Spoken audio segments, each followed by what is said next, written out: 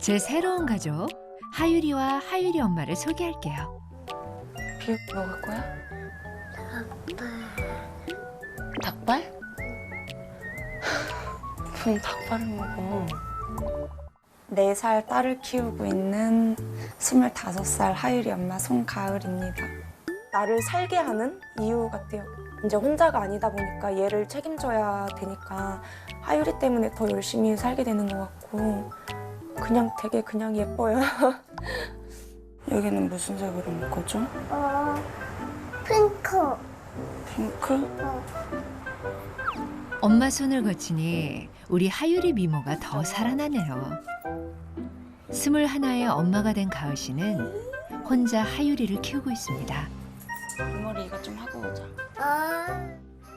5살 때 이제 엄마 아빠가 이혼을 할 때 할머니 집 근처에 동네에 슈퍼가 있었는데 이모가 거기다가 그냥 버리고 갔어요, 저를. 동네 사람들이 이제 다 아니까 저를 할머니한테 전화를 해서 할머니가 저 데리고 간 건데 그 후로 엄마는 이제 저를 안 찾은 거죠.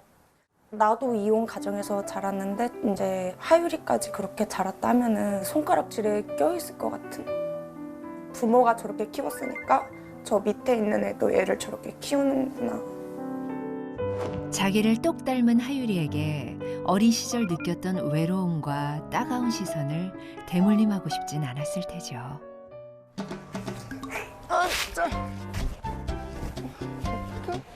그런 상황에서 하유리를 낳아 키우는 건 큰 용기가 필요했을 겁니다. 이제부턴 엄마의 하루가 시작됩니다. 곱게 단장하는 모습을 보니 영락없는 25이네요. 예쁘게 하고 하유리 엄마는 대체 어디를 가는 걸까요? 친구라도 만나러 가나 했더니 안녕하세요. 웬 공장이네요. 실은 아르바이트를 하러 왔답니다. 네. 친구 부모님께서 하는 공장인데 종종 와서 일손도 돕고 생활비도 번다고 하더라고요. 네, 생각나지 옛날에 여기서 일하던 여기서 거. 뭐 이거 뭐 했었던 것 같은데? 그 자재 있었잖아 옛날에. 뭐 잘라주면 너. 맞아. 하유리 임신 때 했었지. 그러니까. 와가지고 아이고. 애기 낳기 한 달 반 전까지 일했어요. 네, 임신한 거 알면 안 받아주는 데가 많으니까 그래서 임신한 거를 숨기고 배 최대한 안 나오는 옷을 입고 홀서빙 뭐 이런 거 다 했었던 것 같아요. 그때 그냥 닥치는 대로 그냥 구해지는 대로. 한 생명을 책임진다는 건 보통 일이 아니죠. 어린 나이에 그 무거운 짐을 혼자 져온 가을 씨. 가끔은 도망치고 싶을 만큼 힘들지만 그럴 때마다 하유리를 생각하며 버틴다고 합니다.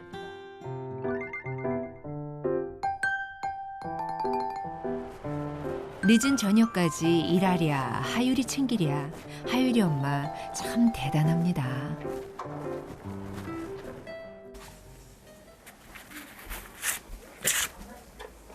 이거는 하유리 통장이잖아. 엄마가 일하고 와서 벌어온 거야. 이걸로. 봐봐, 할머니. 이거를 할머니 맞아. 이거 여기 하유리 통장에 이만큼 넣어줄게. 이거 몇 개야? 하나, 둘, 셋, 셋, 네. 다섯. 5개는 아니고 4개. 이렇게 되잖아. 4개. 하유리 여기 넣어놓고 하유리 장난감도 사주고 엄마 이것도 놔둬야지. 이것도 같이 이렇게 넣어서 줄게. 네. 100원도 이렇게 넣어줄게. 응. 이렇게. 네. 됐지? 네. 매달 나오는 아동수당과 아르바이트비 일부를 하유리 통장에 넣어주고 있는 가을 씨. 나라에서 그냥 기본적으로 받는 거 한 48만 몇천 원 해갖고 한 49만 원 정도 들어오고 집에 나가는 것만 한 30만 원, 35만 원 될 것 같아요. 그리고 애기 보험료랑 제 거 보험료 나가고 그렇게 하면 한 달에 한 70? 기본적으로 나가는 것 같아요. 그냥 숨만 쉬어도. 일하지 않으면 생계를 잇기 힘든 상황에서도 하유리에게 목돈을 마련해주겠다는 야심찬 꿈을 꾸고 있죠. 9시 반이면 하유리 엄마는 오늘도 열심히 일을 찾아봅니다.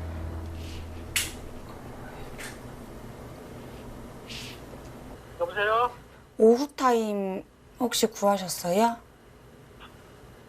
네, 알겠습니다. 사장님한테 전화 드리려고 할게요. 하율이 등하온 시간에 맞춰 일을 구하는 게 쉽지 않나 봅니다.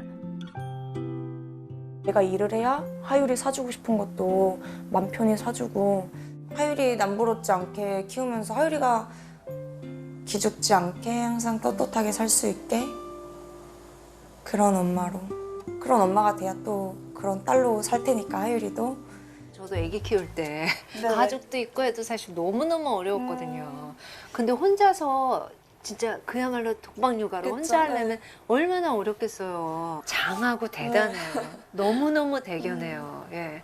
처음에 하율이를 가질 생각을 했었던 거예요.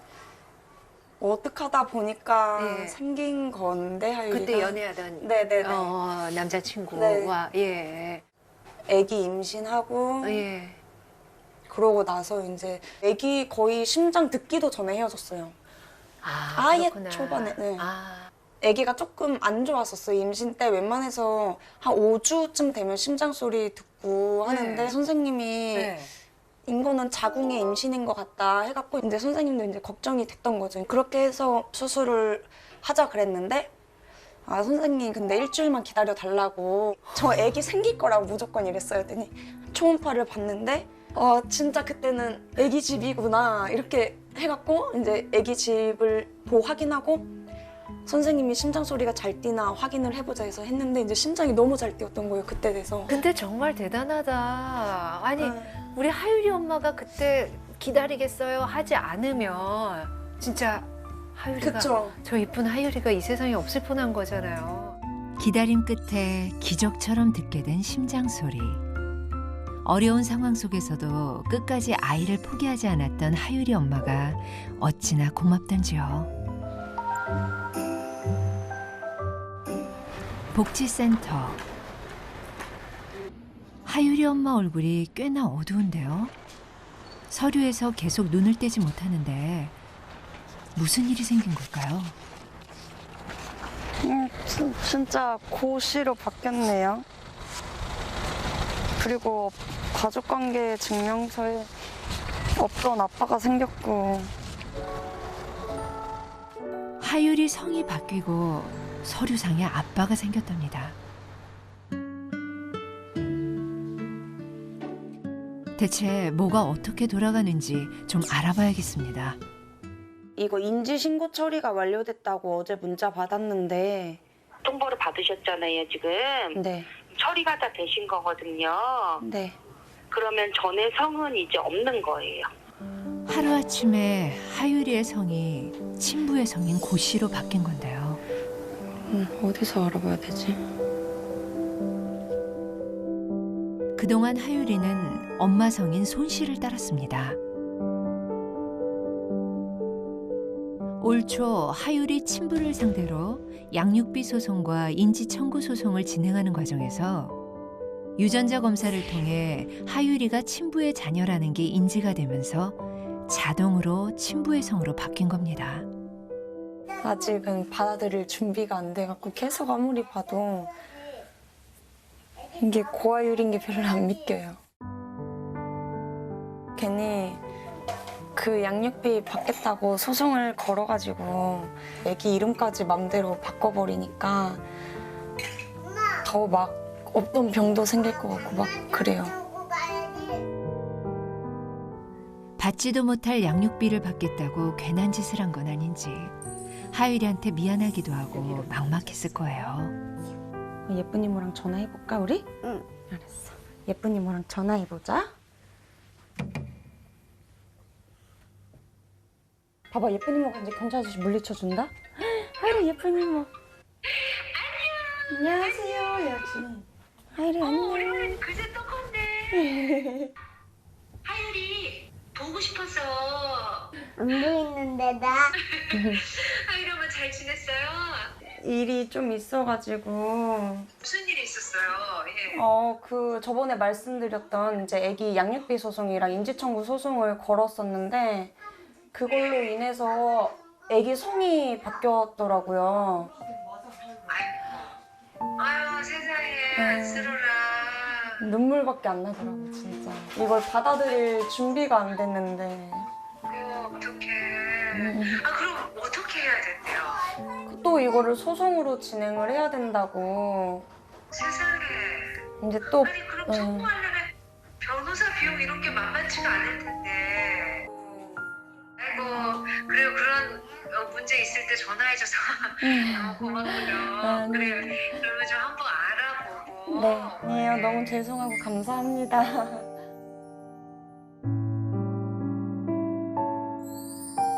하율이를 위해서라도 빨리 해결되면 좋겠네요. 며칠 후 하율이 엄마가 변호사 사무실을 찾았습니다.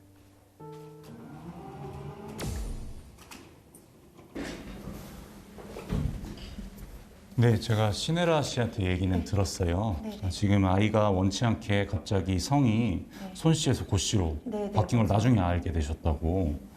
네. 친부 같은 경우에 인지가 들어가게 되는데 이 사람이 아이의 친부다라는 점에 대해서 법원에서 유전자 검사를 하고 이제 친부라는 게 확인이 되면 어찌 보면 불합리할 수 있는데 인지와 동시에 아이의 성이 부친의 성을 따라가게 돼요. 조금 아직 우리나라 북의 사회에 조금 그 모습이 남아있는 건데 지금은 성본 변경 신청을 하셔야 되고 성본 변경 같은 경우에 일반 계명하고 다르게 조금 절차가 복잡하세요. 가정법원 판사의 허가가 필요한 일이고 제일 중요한 거는 자녀의 복리가 제일 중요한 건데 이 아이는 손아율로 원래 커오던 아이예요. 그쵸, 맞아요. 갑자기 성이 바뀌면서 정체성에 혼란이 올 수 있다는 점을 좀 얘기를 하고요. 왜 손 씨를 유지해야 하는지 그 이유를 조금 잘 저희가 소명을 해야 될 것 같아요.